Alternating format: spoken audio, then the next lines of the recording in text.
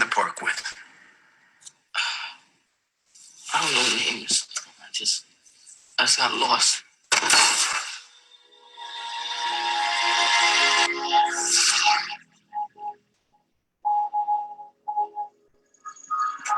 We're not supposed to be here.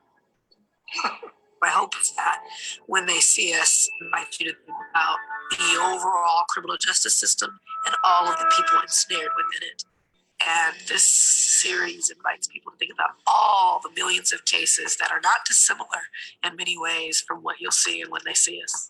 Every young Black male who was in the park last night is a suspect in the rape of that woman who is fighting for her life right now. They were 14 to 16 years old, innocent, babies. And the next thing you know, they're in jail. I can't imagine the trauma that was inflicted on them, how they dealt with it. There's no rule for that. Even saw you hit her! What's wrong with me? The criminal justice system is so broken today, yesterday, perhaps tomorrow, that I call it the criminal system of injustice. I call it that because there's two Americas, two different justice systems that are in play. One where, if you have the complexion for acceptance, you get every chance to be afforded the proper defense. If you look like me, you have skin of darker hue, and you will be seen as being guilty. You have to prove yourself innocent. When They See Us is designed in 4 parts to take you through the full breadth of the criminal justice system. Part 1, you're dealing with police aggression, arrest, precinct behavior.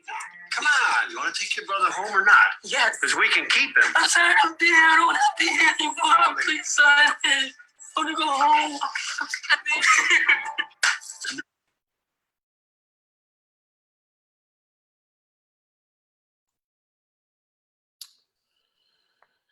A happy Sunday evening to all of our friends joining us via Zoom and through Facebook for our third of 5 conversations regarding Ava DuVernay's When They See Us.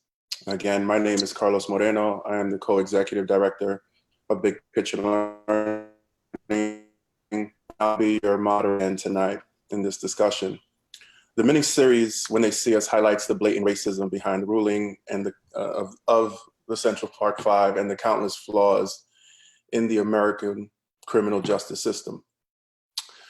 The late, great poet and activist Langston Hughes once said, "That justice is a blind goddess, is a thing to which we Blacks are wise. Her bandage hides 2 festering sores that once perhaps were eyes." The young men and their families that were the focus of the series know this to be true. Antron McCray, Corey Wise, Yusef Salaam, Kevin Richardson, and Raymond Santana, 5 young men from New York City, aged between 14 and 16, were apprehended by the police following first reports of the attacks in Central Park that night. After hours of police questioning and coercion, 4 of them confessed on video to taking part in the attack. And the outrage was immediate. The 5 teenagers were Black and brown. The young woman they were accused of assaulting was white. And the press descriptions of that night, well, the Daily News called the young men a wolf pack. The New York Post wrote that they hailed from a, quote, world of crack, welfare, guns, knives, indifference, and ignorance. And New York City Mayor at the time, Ed Koch, called them monsters.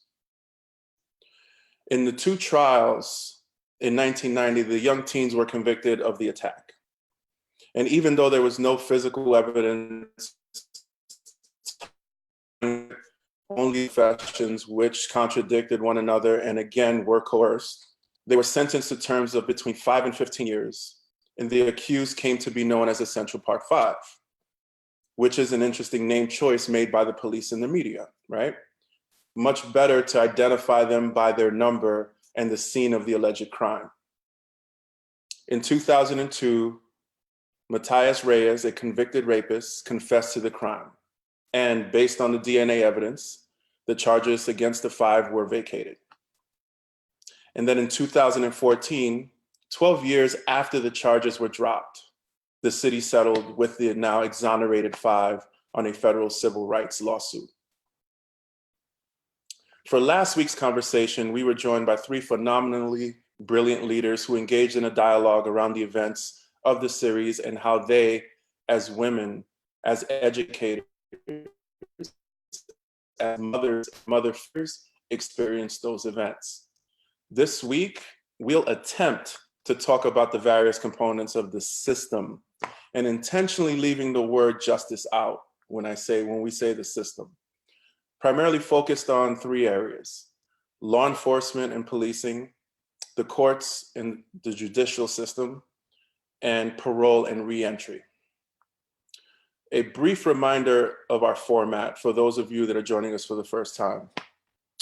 For those of you on Zoom, we ask and strongly encourage you to have conversations with each other via the chat option in the Zoom. Talk about what it is that you're hearing, what resonates with you, what questions you have, and where you may feel you may need support. You can also directly post questions to any of the panelists via the Zoom using the Q&A in the Zoom. Please don't post questions to the panelists right into the Zoom chat option.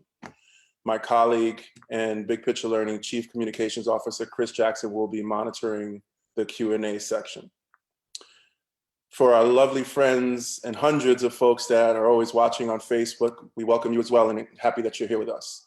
We encourage you to do the same in terms of engaging in our conversations. Please continue to do so. Monitor each other's responses and engage in that fruitful conversation in that space. Because we have four phenomenal panelists with us today, we'll get right into it because we have a lot to discuss. I'm honored to introduce to you Jose Rodriguez. Jose is a senior case manager for the Prison Education Program at College Unbound. It's a program designed to increase post-secondary graduation rates for incarcerated and formerly incarcerated adult learners looking to complete their bachelor's degree. The program combines students' academic work with their passions and interests. The program integrates the students' own purposes for learning with the needs of their communities, improving the lives of the students and the lives of those they touch. Jose's work specifically is to support the men and women while they are still inside the prison to assess needs, identify housing and employment options, and prepare them mentally and emotionally for release. Jose then meets the students at the door of the prison on the day they are released and works with them to ensure stable footing on the outside, following up on medical appointments, employment, and other needs. We also have with us Natalia Malte. Natalia is pursuing her Juris Doctorate at the University of Buffalo School of Law and a PhD in sociology at the same college. She is also a law clerk at Harrington and Mahoney, a criminal defense firm in New York. Natalia also serves as the Northeast Regional Chair for the National Black Law Students Association.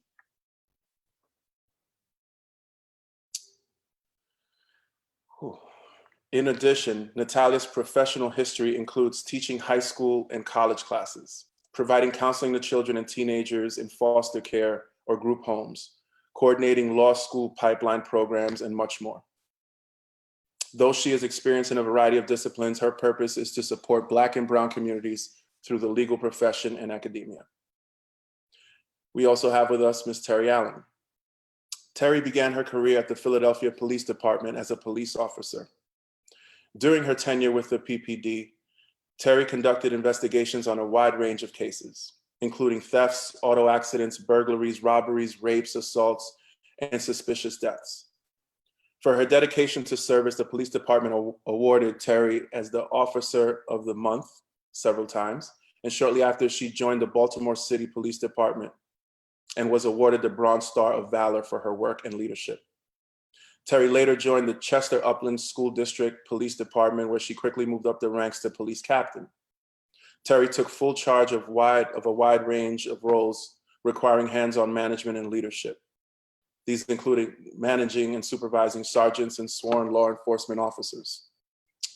Currently, Terry serves as Camden City Schools District Investigative Officer, where she takes the lead in conducting full-scale investigations throughout the district, which include aggravated assaults, terroristic threats, sexual harassment, sexual assault, and child abuse. And lastly, we have Jeremy Duru. Jeremy is a professor of law at American University's Washington College of Law.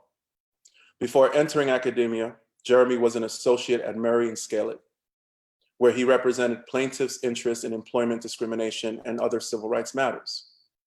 After receiving his undergraduate education at Brown University, Jeremy completed a joint degree program at Harvard University, receiving a master's degree in public policy from the John F. Kennedy School of Government and a JD from Harvard Law School.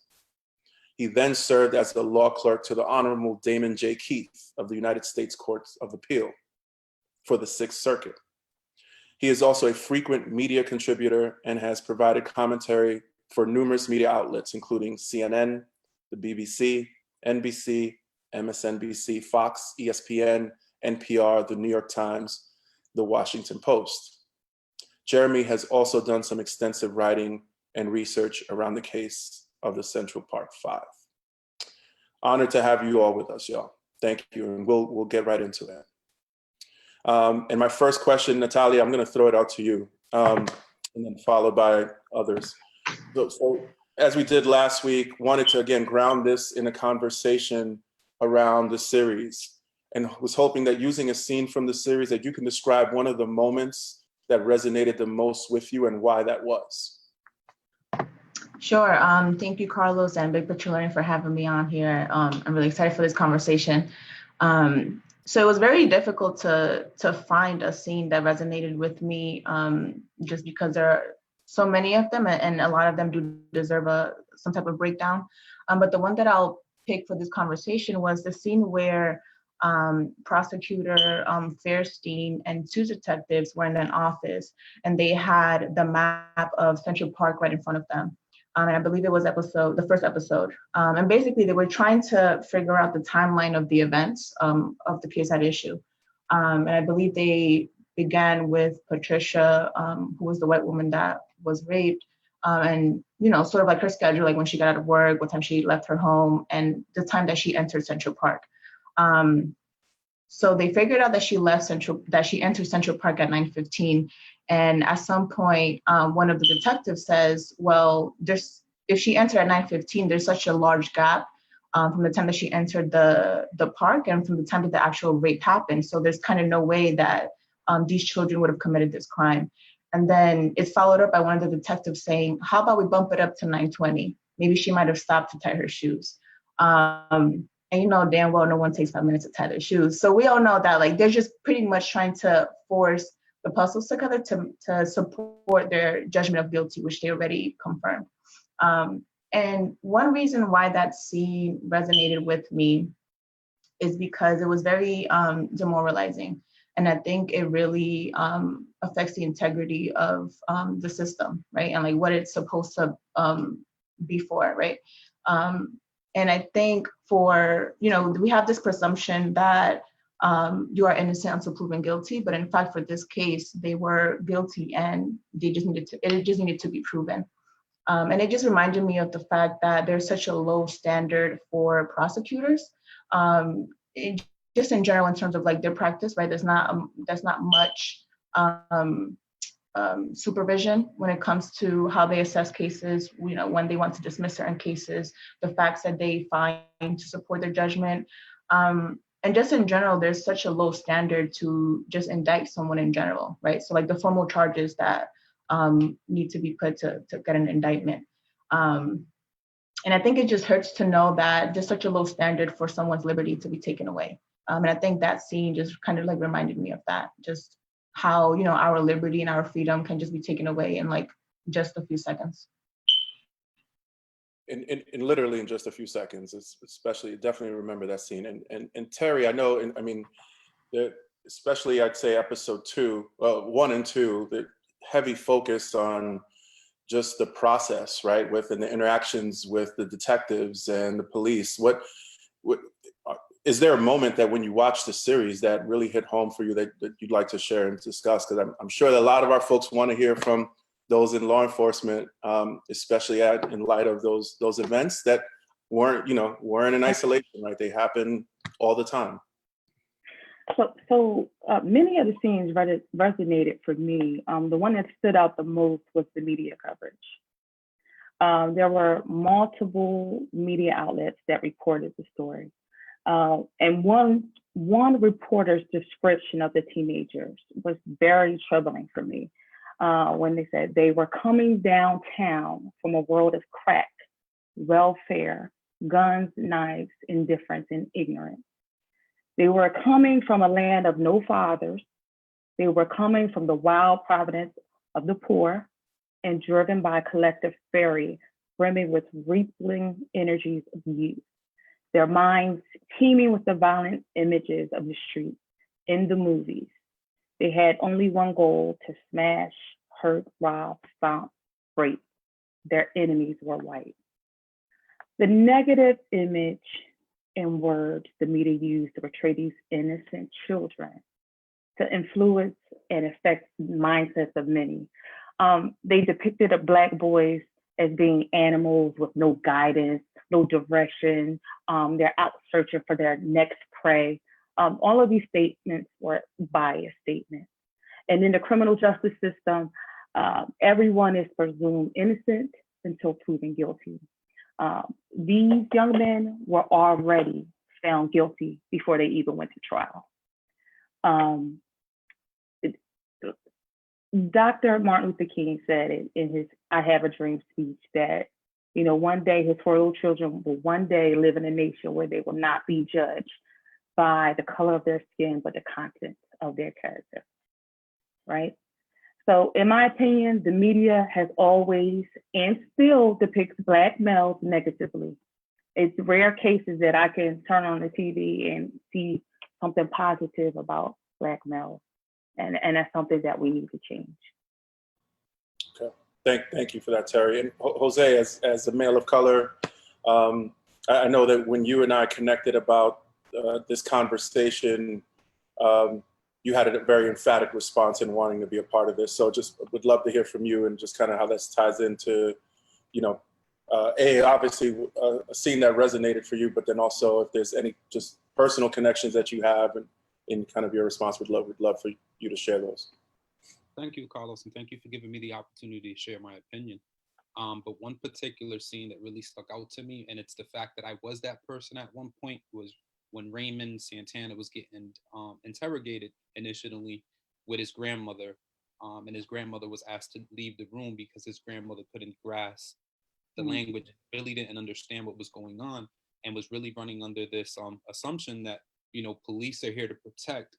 So me leaving my son, me leaving my grandson in the custody of these police officers is going to be for his better good. So if you just do what they say, you're going to be okay. And that wasn't the case. And I say that really hit home for me because my mom never learned how to speak English.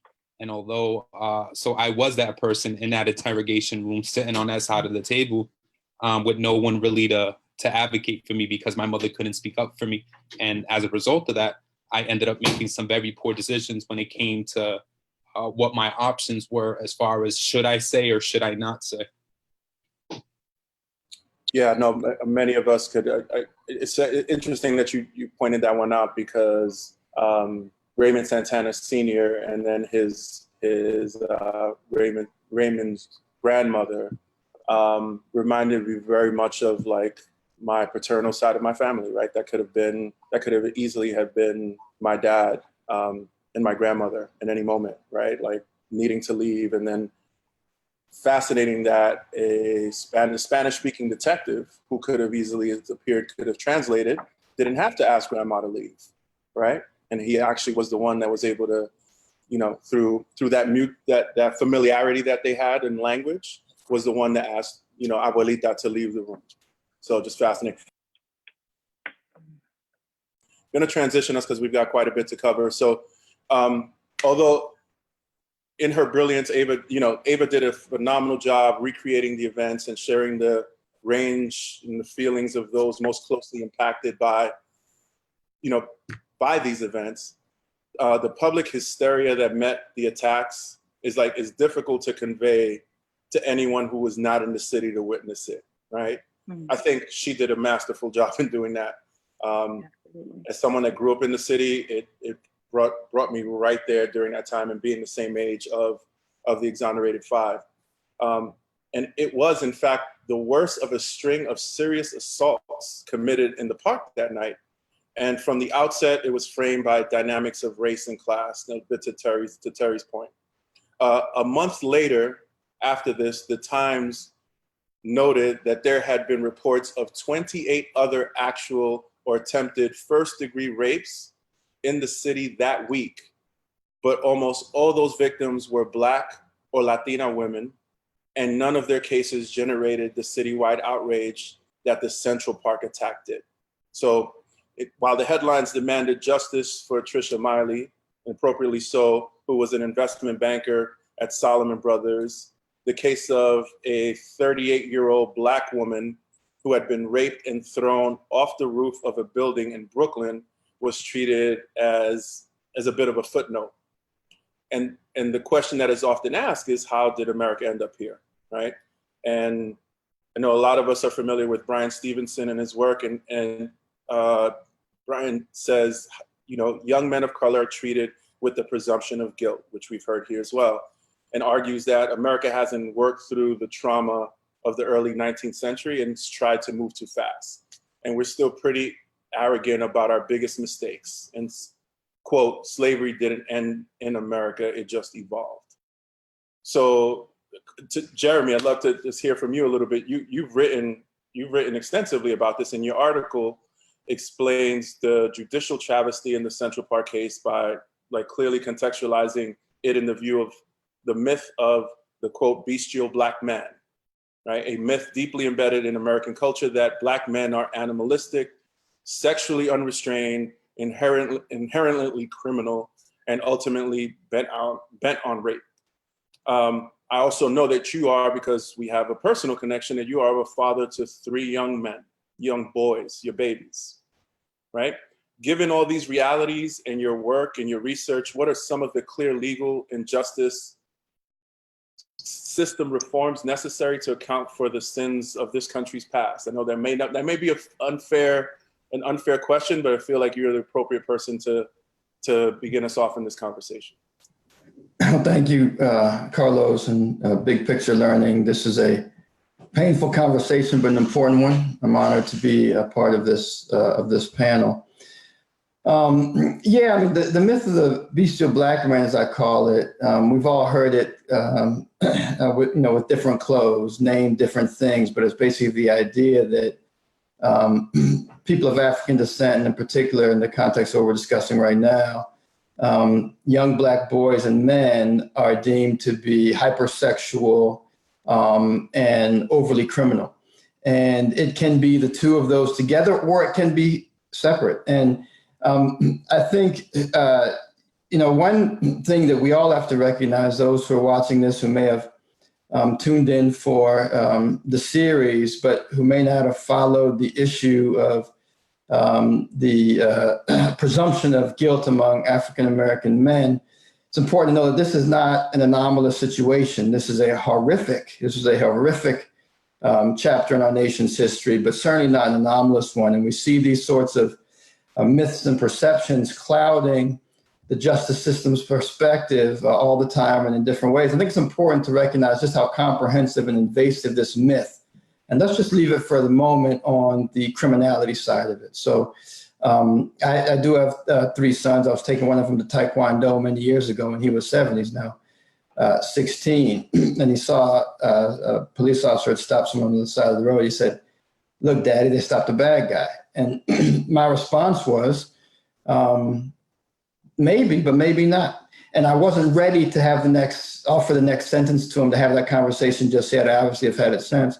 But when you think about the way in which this myth impacts every interaction.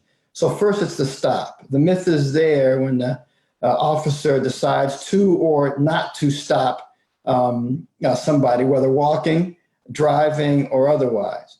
When a determination is made as to whether a person makes a dangerous movement or perhaps a movement for their wallet or cell phone, the perspective on what that movement is and how dangerous it is impacted by the myth.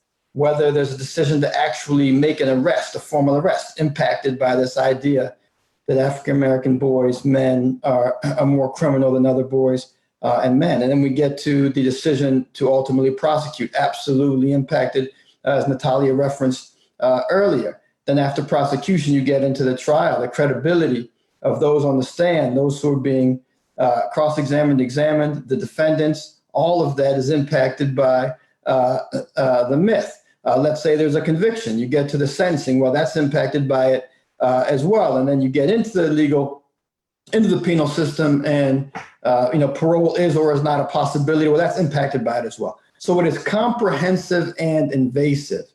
And to get to try to put a point on the answer to the question, Carlos, if there's one place along that ugly and frightening path where I think reform is most necessary and we're beginning to see some glimmers of hope, I think it's at the prosecutorial place Natalia referenced earlier. We're beginning to see a movement, quote unquote, progressive prosecutors, people who have been longtime civil rights lawyers, even public defenders who have run to be prosecutors and have won. Probably the most famous in this regard is Krasner out of Philadelphia. He calls himself a public defender with power. So now you've got somebody with a civil rights perspective, someone who has spent a decade or more defending, who gets to make the decision, do we prosecute?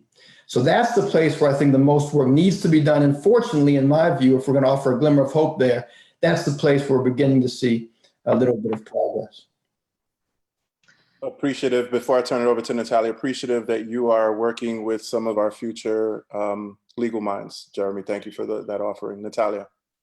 Yeah, just to kind of go off of that, I definitely do agree that there needs to be a lot of reform when it comes to prosecutorial conduct and discretion. But as we know, the system is also, there's a bunch of factors that go into the system, right? So I think that legislation and also the courts have the power to rectify some of the sins of the country's past. And for one, I think that as far as legislation, we've seen, I don't want to say lately because this has also always happened, but we've seen a lot of white folks say that they have shot they shot Black folk because they feel unsafe by our presence, right? And they kill us because, they feel unsafe and they feel like they're being targeted. And one of the issues with that is that there's no bill, there's no legislation, there's no law that can hold people that think this way accountable, right? So that's one thing that we definitely need to change. Like, it's just hold people accountable that are committing certain actions against certain communities.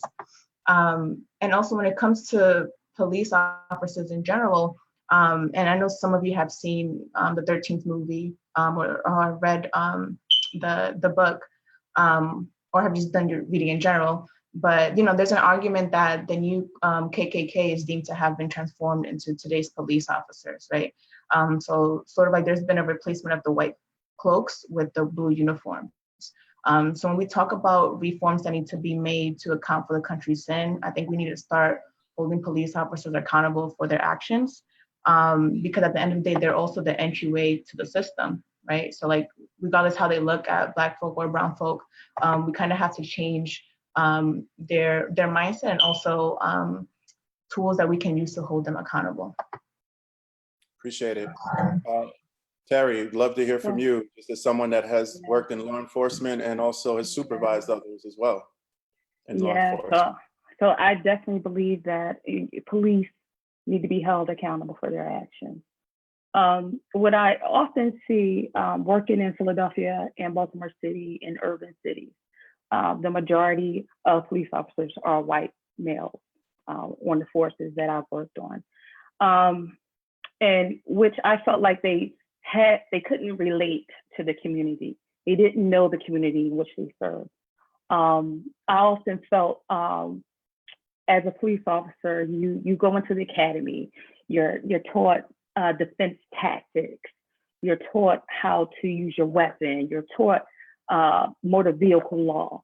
So you're taught all these things, but never, a lot of time was never spent on culture diversity. And for me, what I actually saw is that customer service could have been a big issue. A lot of times being on the job and responding to, say, something like a domestic, oftentimes it would be the attitude of the officer that often led to physical altercation. When I can recall one time being on the street, we had this male who was becoming aggressive, and I was able to step in and have a conversation and communicate to him to say, hey, listen, this is what it is. I need you to turn around, handcuff. And he said, I'll do it, no problem. But I had a partner who wanted to go in hands first and become physical. So I feel like there's definitely a need for different training just on customer service alone. That's my take on it. Natalia, did you want to add on to respond to some of what Terry was saying? Yeah, I completely agree with what Terry was saying. And, you know, one of my biggest critiques of police officers is just the very minimal training that they receive, right? So I believe, and Terry can correct me if I'm wrong, that for the majority of police officers, you can either have just a high school degree or just an associate's, just to qualify to take the test or to take the training. But as people who are in some way in control of your life, right? Like as a member of the community, I think it's important for you to get training on mental health, right? Psychology, culture, social class, poverty, understand how to diagnose someone that's schizophrenic, so that way you don't shoot them because you think that you're gonna get attacked, right? So like learning how to like see human behavior and learning like, you know, what is this person really doing right now, instead of just being scared and shooting them and like literally just taking them off the earth. So I think that's one of my biggest critiques with police officers, and I completely agree with you that there needs to be more training in order for people to actually be safe and be protected. So, Jose, would love, I'd be remiss if we didn't hear from you on this a little bit, so.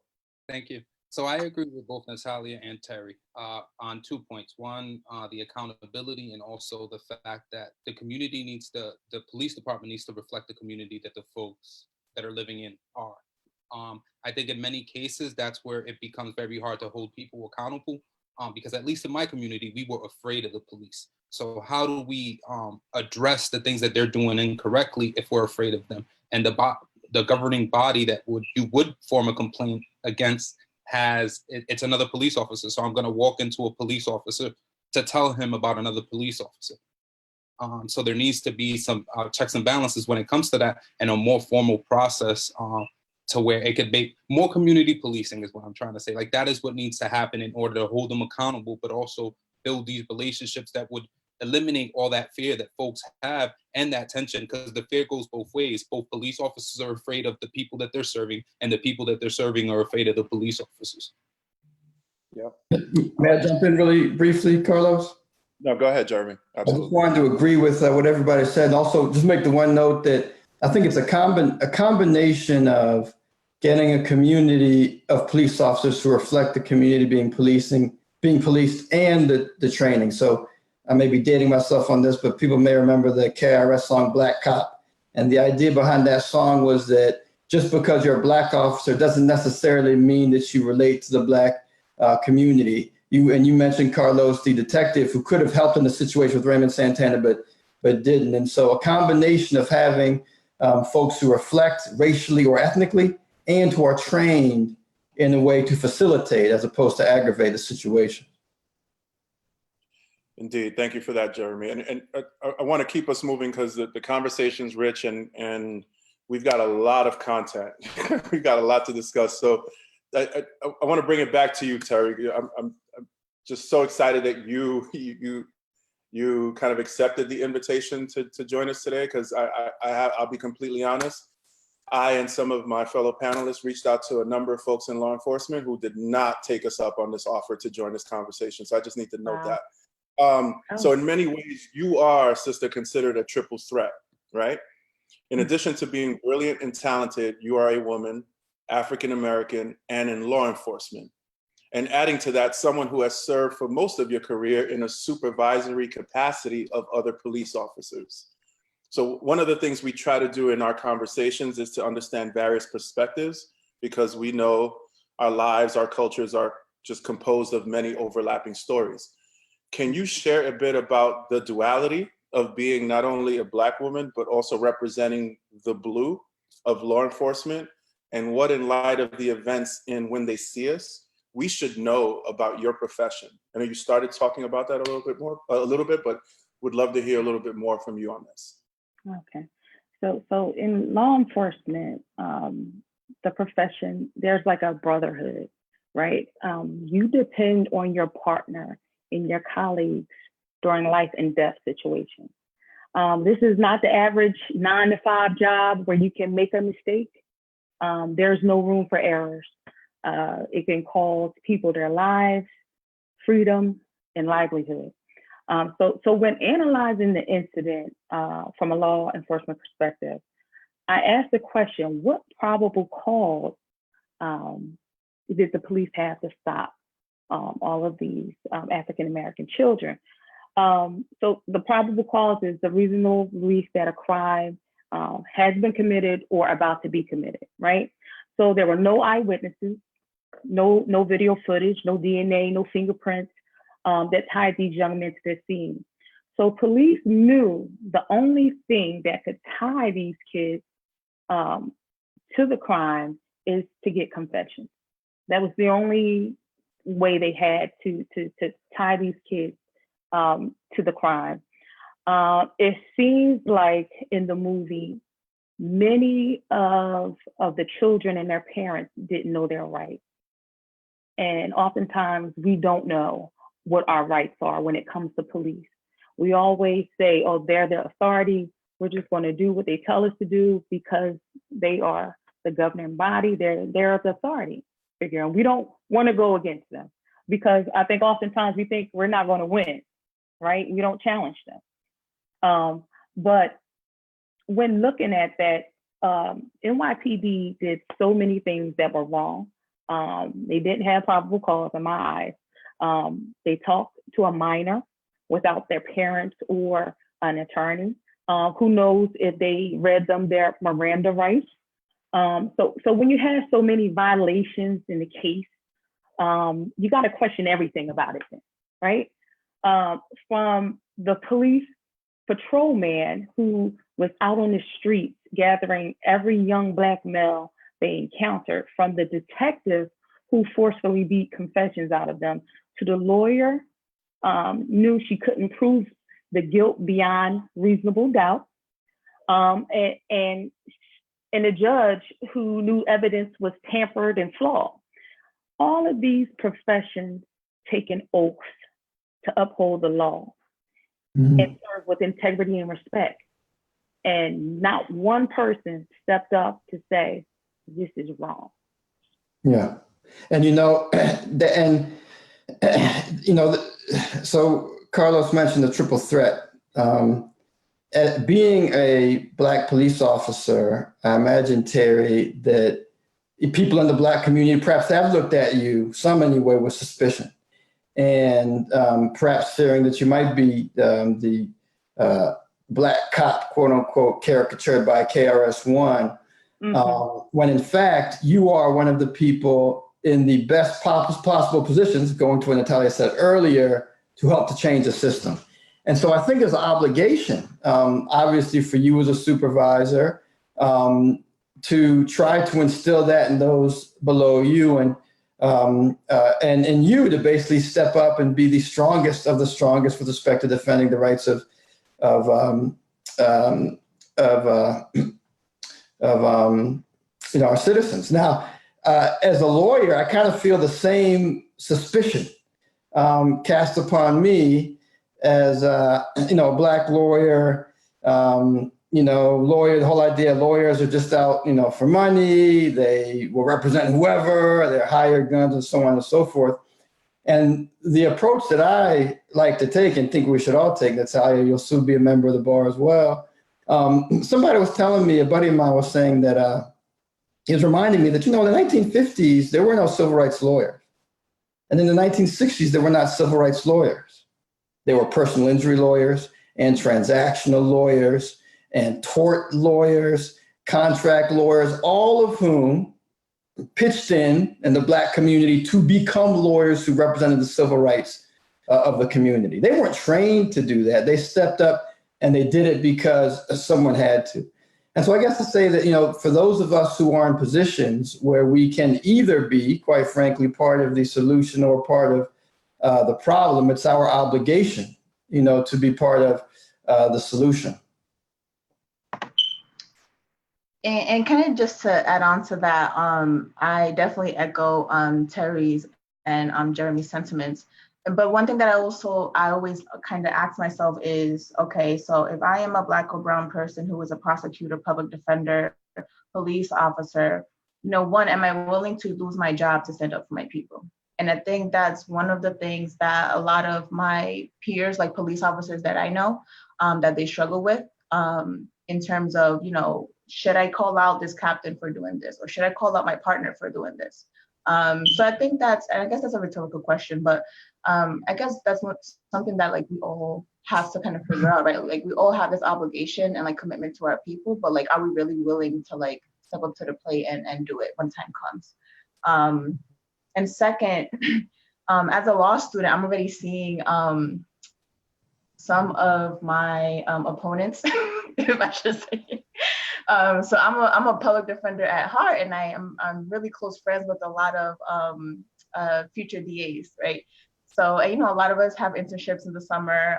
We work at the DA's office or public defender's office, and we are already getting into it, right? So I think that as a future legal professional or just anyone that's in the system, I think we also have an obligation and commitment to just our peers in general, right? So if we see that something is happening, that something wrong is happening, even if it's going to break that friendship or that connection, whatever the case is, something needs to be said, right? So whenever I do hear one of my friends telling me, that this person deserved whatever charge because of this, I always push back on them because I'm okay, think about it a different way. And let's really have a conversation about this, because I don't think they're really looking at this the right way. Let's have a little bit more mercy and more compassion for human beings. So yeah, that's what I'll say. I'm fascinated on the question that you threw out as a somewhat rhetorical, because I wonder how rhetorical it actually is.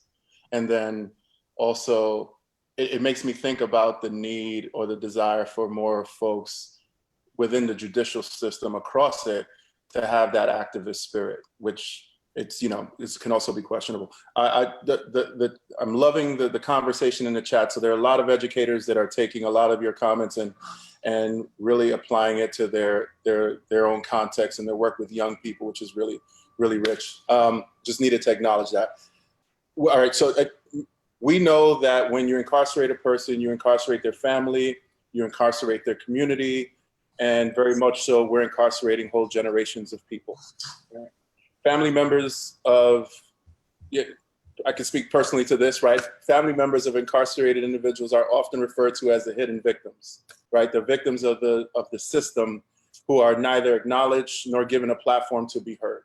And these victims receive little personal support and do not benefit from a lot of the systemic societal mechanisms generally available to direct crime victims, despite their similarities to direct crime victims. Data that we were able to mine up is that we know that state and federal prisons release approximately 650,000 inmates each year.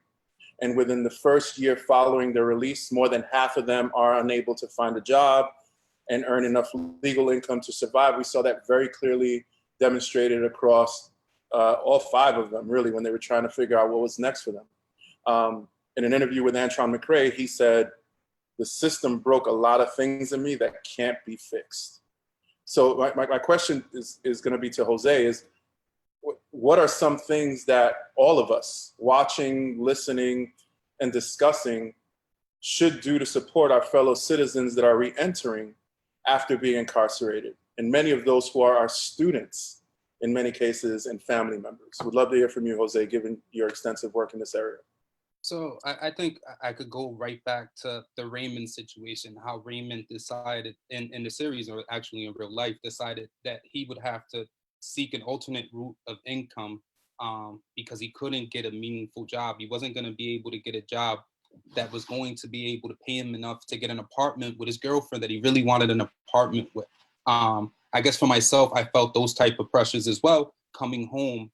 And when you speak about those victims, in this case, I could speak about my kids, how they expected certain things because, you know, all the birthdays that I missed, all the Christmases that I missed, but there were no opportunities for me to provide that for them that weren't illegal.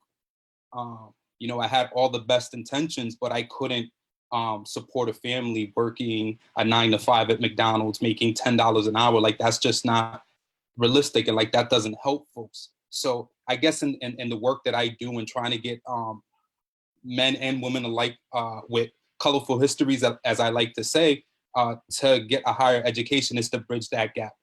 Because I think that as a society, we typically think that because you committed a crime, you are no longer an academic, you could no longer use your mind.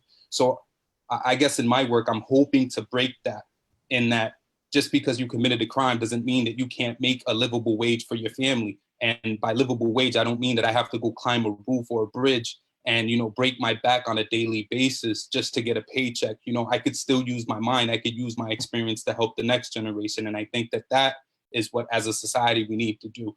We need to stop putting these labels on people once they get out of prison. I've already paid for my crime.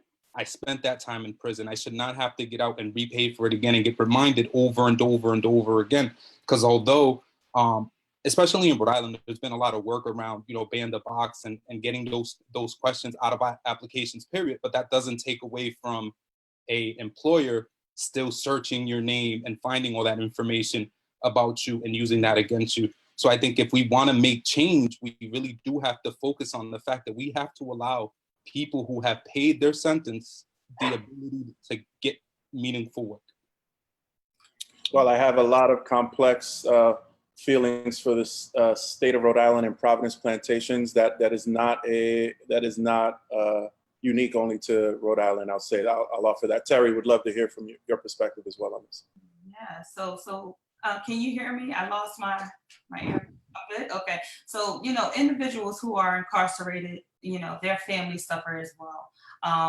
Families are impacted emotionally, financially, physically, and mentally drained. In part of the movie, there was, I forgot which character, but his sister just did not want to be happy because her brother was incarcerated. So she kind of like stopped her life because his stopped. What we need to do as a society, when we say give them a second chance, we really need to give them a second chance. When we don't give them the basic tools to succeed, I mean, just the basic tools.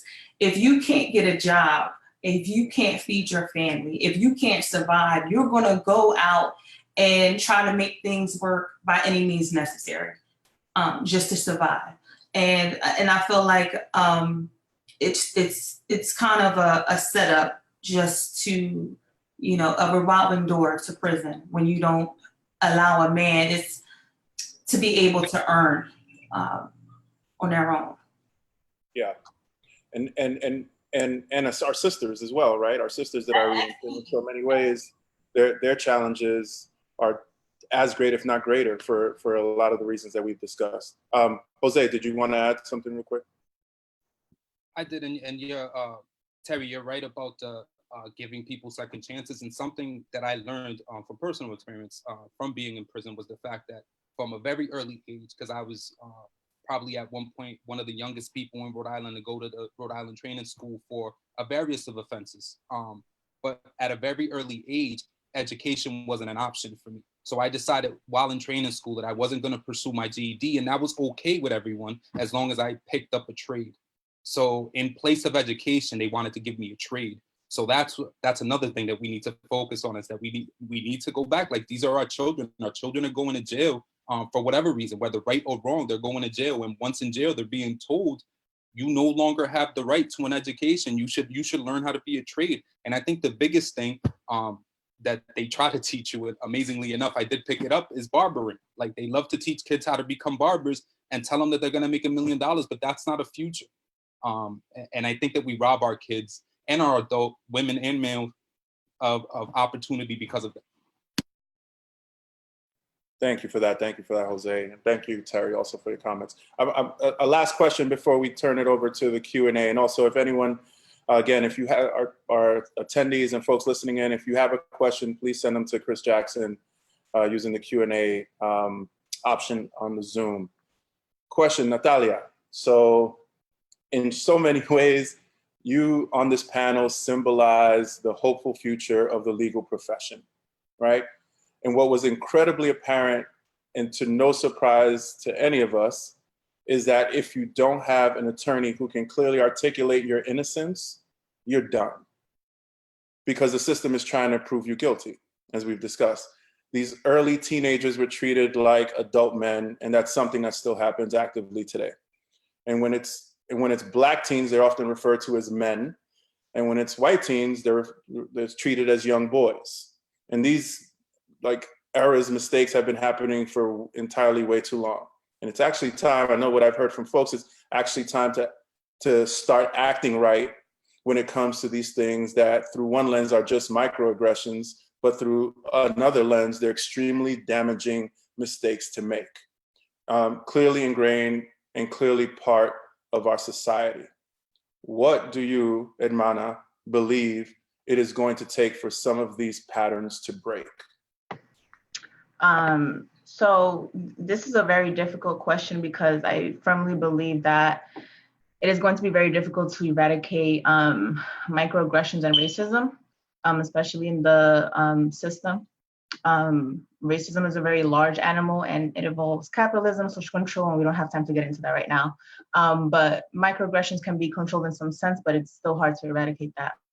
But two things that come to mind when I'm thinking about solutions is the importance of diversifying the system, but making sure that we diversify the system with people who are diverse, but people who are also rule breakers, right? So it doesn't, and I think we kind of touched upon this earlier already, where it doesn't make sense to have a Black cop, a Black prosecutor, Black public defender if they're not really going to be committed to their own people, right? If they're not going to be the ones raising their voice and upholding the integrity of the system and the rights of individuals. I think it's important that, and I have this conversation with a lot of my peers, especially those that want to become DAs, and you guys can correct me if I'm wrong, but I believe that there's some sort of, not a quota, but, there's incentives to prosecution, right? So to prosecuting, right? So you can get a promotion or, just get word on the street, whatever. And in order for us to really make a change, we kind of have to give up our own, personal pursuits to just make sure that we're also supporting our own people in our own community, if that makes sense. So I guess just to sum it all up, I think it's important to have people in the system who come from similar backgrounds of the people who are becoming victims of the system and making sure that they, support our community. Yeah, I would say I agree with that. I think that I would call these macroaggressions actually extremely damaging. I mean, if Tamir Rice were a white child, would he have been shot in Ohio? I don't think so. I think it's highly unlikely. And so I think that there are two kind of approaches. I mean, one is on the front end and one's on the back end. The front end is the conversation I think Terry or Natalia, both of you perhaps were having earlier about the need for, with respect to police officers. And indeed, up the chain through prosecutors and judges, but the need for some real cultural diversity training on the front end. But we all are familiar with implicit association tests that show when people look at a Black face and a wallet and then a white face and a wallet, they're more quick to think the wallet is a gun when it's held by the person with the Black face. And so to Natalia's point, I don't know if we can solve everything from the front end. So I think the back end, accountability is maybe where the hammer comes down. If when it becomes clear that somebody has been prejudged, perhaps arrested under circumstances where they wouldn't have been if they were a different color, I think accountability has to be hard and has to be fast. And so, there's the old adage, when you have them by the heart, their minds will follow. I think the truth is when you have them by the throat, their hearts and minds will follow. And so there's got to be strong accountability, because not everybody is going to be impacted or seek to be impacted or be open to be impacted by any sort of cultural diversity training. Indeed, and speaking of accountability, I also feel like we as a panel who have been in conversation should be accountable to the number of folks that have been actively listening to us. So I want to be able to turn it over. We'll have time for one question, and I'll turn it over to my colleague, Chris Jackson. Yeah, Carlos, you made an interesting point before, which is that the folks in our chat are really thinking about this conversation as it relates to their world of education. I think a lot of times we talk about the system separately. Law enforcement is over here, the judicial system is over here. But if you visit a lot of the schools, even in the Big Picture Learning Network, there are law enforcement officers inside those schools, right? So I'm curious about what you all see as the impact of those things being bled together. What is it like to be a student in this day and age and have the system be the place that they go every day? Whoever wants to take it, I suppose, can. So personally, I feel that there are alternatives to having police officers in the school system, and that's a longer conversation. But again, when we have our kids being afraid of the system that's set up to protect them, they're walking into a place that's fearful already. So as soon as they walk through the door, they have to have their guards up because they're afraid of what those police officers might do to them if they do just regular teenage things, and how badly and how quickly that could turn into something fatal. And kind of to add on to that, I think that having police officers in schools, I hate it. And I work at a high school. And it's because I see what's happening with my kids. And what's happening is that they're becoming desensitized to a penal system, right? So like when they're walking into the school, they have to go through like the security things. Like they're getting so used to that as if that's normal. Like as it's normal for you to just give up your body and like your rights to just have yourself be checked like upon entrance of a building. That's not normal. Like that's not right. Do you know what I'm saying? Like you have a right to your own body and like to your own privacy. And they're being stripped away from that in these schools. And second, one of the things that I've noticed working at a high school is that a lot of police officers often use being in the high school as a tactic to get more information of these students. So, they might have conversations with them in the lunchroom, in the hallway, so on and so forth. And then next thing you know, I might not see one of them for a whole week. And that's because either they got suspended or they got sent to like the juvie here in Buffalo or something. Because this police officer now knows where they live. He knows more information of of activities that they engage in, things like that, because they make them feel comfortable in the school. So it's another way to kind of target youth into going into the penal system. Terry, I gotta hear from you on this one. As someone I know that your work is extensive in Camden City Schools, so please give you the final word on this one. It's very different from working as a police officer on the street and coming into the schools. And I remember one of the high school students saying to me when I was in the hallway doing my little patrol, she said, "I've never talked to a police officer before. I never knew a police officer." And I'm like, wow. But it actually built relationships between police and the students. I didn't feel, I kind of, when you said that police kind of use the information that students provided them, and then next thing you know, they're gone. I don't think that's the case in all of it. Oftentimes, because I am the director of security right now for Kansas City School District. And when we have police officers come into our buildings, I don't allow them to talk to them. I will contact parents first. Their parent must be present before you talk to any of my students. That's something that that is instilled in everybody at schools, is that we don't allow our students to have those conversations, those one-on-one conversations with police without either I'm present or their parents. So in a ways too, you got to think about it. We have a lot of mass shootings going on, right? I don't think it's a good thing to arm teachers, but if we do have a police officer, we can stop some of the shootings. I believe you're immediately there to address the threat. So I don't think it's always a bad thing to have police in school. It's just they have to have that training. I've seen both sides where it went wrong, where they brought police in and got rid of security and brought all police in, not where I'm at currently, but they did this and it was pure chaos because police came in with the mindset of them still being on the street dealing with adults. So for me, I don't think it's such a bad thing.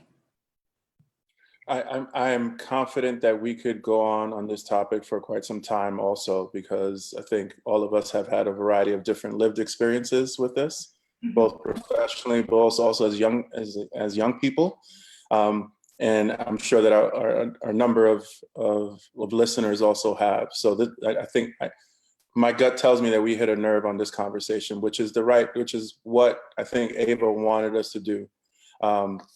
All along. That was the purpose of the series. So and always trying to be respectful of folks' time on a Sunday evening for the conversation. Just wanted to thank you again, Natalia, Terry, Jose, and Jeremy, for being here and for leaning into this conversation, and for all the folks that took time out on the Sunday evening to join us again, especially those of you who see a lot of folks who have been here every week faithfully in this conversation. Please continue to just let your folks know about this conversation. We'll have 2 more coming up. So just in closing, a lot of comments that were made. So just in the 30 years since these incidents, there have been signs of change in the criminal justice system, right? A major reform bill was just signed into law this past year, which was mentioned. Recreational use of marijuana, which, whether you agree with it or not, has been legalized in 10 states, and which significantly reduces the likelihood of racial disparities in drug-related arrests. And New York City, my home city, has largely abandoned, not completely, it's still super covertly there, abandoned the discriminatory practice of stop and frisk. So there have been public reckonings with the systemic failures that have led to mass incarceration, which also Ava has extensively produced and written about. But this progress has been facilitated by the work of activists, legislators, and policy advocates who continue to push the public into thinking about issues of criminal justice with more rationality and a little bit more nuance than we have historically.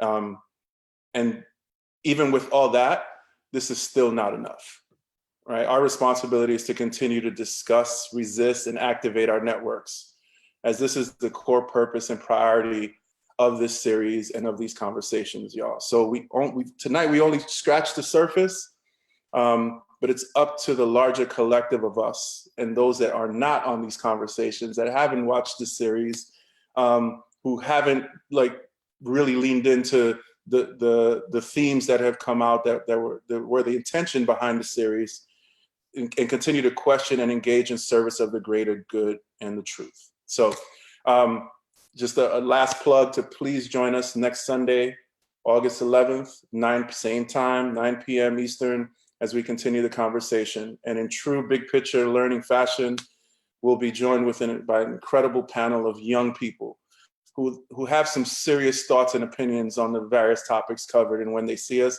and who have been following the thread of conversations over the last couple of weeks. If you didn't want to miss this one, you don't want to miss that one as well. But just a reminder to participate, you need to register for that session in advance. And to do so, you just got to go to bigpicture.org under BPL blogs and then click on the When They See Us series conversation so you can register. Also, just a final plug is that we are actively looking for panelists for our last conversation, which will be on Wednesday, August 14th, and that is going to be an open conversation. So if you've attended the first three and are planning to join us in the fourth and would like to jump into the closing conversation of this series, focused on what we've learned and where do we go from here, please email me at carlos@bigpicturelearning.org. Again, carlos@bigpicturelearning.org if you'd like to join us for the last conversation, open conversation. We're trying to get as many voices into that last one as possible. With that, on behalf of all of our amazing panelists and all of us at Big Picture Learning, wishing you all a great night and a great week. Peace.